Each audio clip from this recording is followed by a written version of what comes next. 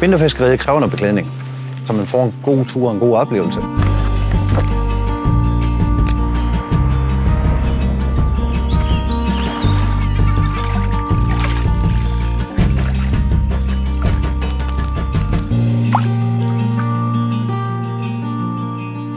Det er koldt.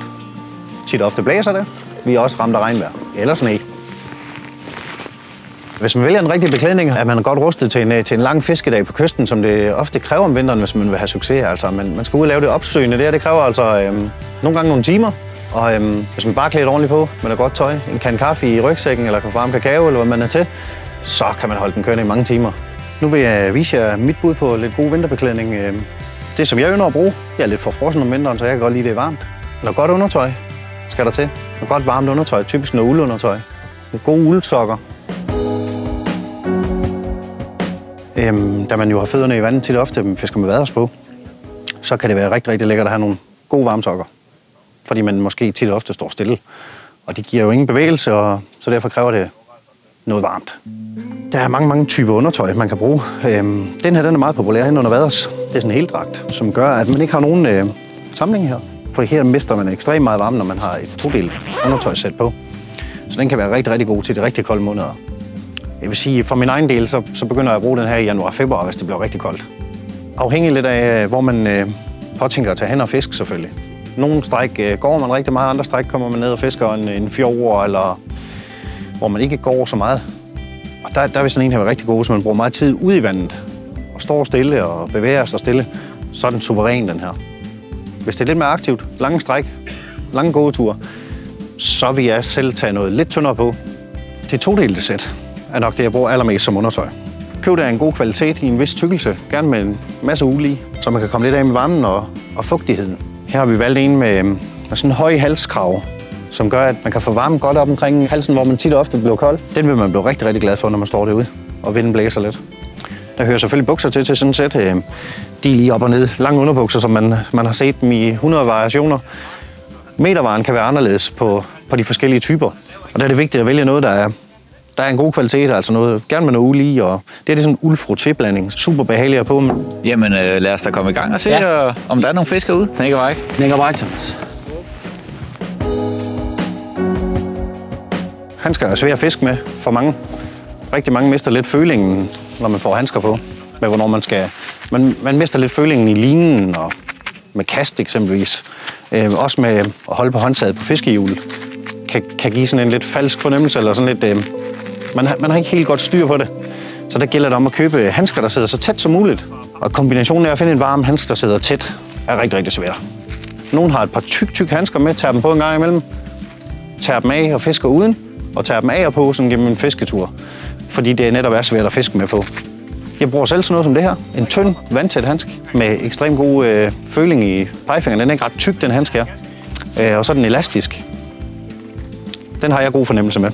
Jeg kan mærke, hvad jeg laver med den, og den giver mig varme.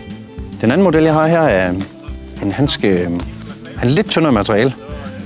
Sådan noget Polartec-flis. Tyndt, meget varmt, og det giver utrolig god følsomhed herude i fingrene. Og man kan mærke sin line tydeligt. Og i øvrigt alt, hvad man laver. Den eneste ulempe, der er ved sådan en handske her, er, at den ikke tåler vand ret meget. Så den skal man klart vælge på tørvejrsdagene. I vintersæsonen kan det være rigtig, rigtig dejligt at have en hue med os. Der findes også mange typer huer. Der findes almindelige strikhuer, der findes flishuer, uldhuer. Jeg kan godt lide sådan lidt lettere hue, fordi jeg bevæger mig meget, når jeg fisker. Og varmen den stiger opad, og hvis jeg har en for tyk hue på, kan jeg mærke med det samme, at det bliver simpelthen for varmt. Så mit valg, det falder på sådan en ganske almindelig, tynd strikhue. Der var fisk! Ja, der var fisk! Ja. Det er en fin lille grønne, eller det der? Ja, igen. Godt nok også flot i farverne nu her. Helt sindssygt. Som overdel er det rigtig lækkert med en god vadejakke af god kvalitet. Der kan tage noget vand og noget dårligt vejr. Fordi det render vi tit og ofte ind i om vinteren. Det vigtigste er, at den er vindtæt, og den er vandtæt. Vi kan selv fylde på indenunder eksempelvis i tyk fleecetrøjer, og vi kan tage af igen, hvis det bliver varmt. Så lad være med at købe dem for tyk, køb dem hellere som sådan lidt tyndere skal. Bare vær sikker på, at den er vind- og vandtæt. Her har vi valgt en vadejakke med simple funktioner. Den har 2 store frontlommer, som holder noget fiskegrej. Der kan ligge en god blinkæske eller en god flueæske i hver. Så har den en inderlomme, som sidder herovre, hvor man kan have en mobiltelefon eller hvad man nu kan finde på at putte den. Så er der en ryglomme på. Stor ryglomme, som jo egentlig virker lidt som en rygsæk også. Man kan putte eksempelvis sin termokan i den. Jakken her er udstyret med lidt forskellige hængemuligheder. Tit og ofte kan det være en rigtig god idé at have sådan en lille krogløsetang hængende, når man render ind i vinterfiskene. Og man skal have dem afkroget, så skånsomt som muligt. En lille linklipper er også en rigtig god ting, når vi står og skifter blink og fluer og kolde fingre, så er det godt at have noget værktøj lige tæt ved hånden. Lige om lidt så er der blinkskift. Nu prøver vi lige at give den noget andet. Prøver vi noget med noget kulør på. Den har også en mulighed herom, hvor man kan hænge et net eller en gaf, et eller andet landingsredskab. Super fedt, Drager. Sådan. Super fjordfest, mand. Den er sgu flot. Ja, den er god. Så er der lidt ved det. Sådan. Jakken, vi har valgt her, har også en rigtig fin detalje. Den har sådan en neoprenmanchet her, som gør, at man kan lukke den fuldstændig til rundt om sit håndled og snøre den ind, så man ikke får vand og kulde og vind op. Nogle gange får vi jo hænderne lidt under vand, hvis vi er heldige at fange en fisk, eller så vand heller ikke lige står op i ærmet. Så det er også en rigtig fin detalje. Oppe i kraven her gemmer der sig også en rigtig fin hætte, som også kan redde en fiskedag, hvis det bliver rigtig, rigtig koldt, og vinden blæser og det regner. Så kan en hætte være uundværlig. Så den er der, og man kan pakke den helt væk, tage den frem, når man skal bruge den. Så super rigtigt lækker detalje.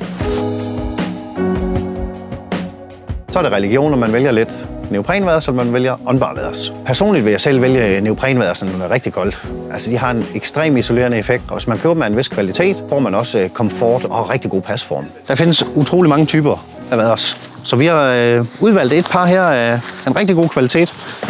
Det, der er vigtigt, det er, at der er noget god tykkelse i dem om vinteren.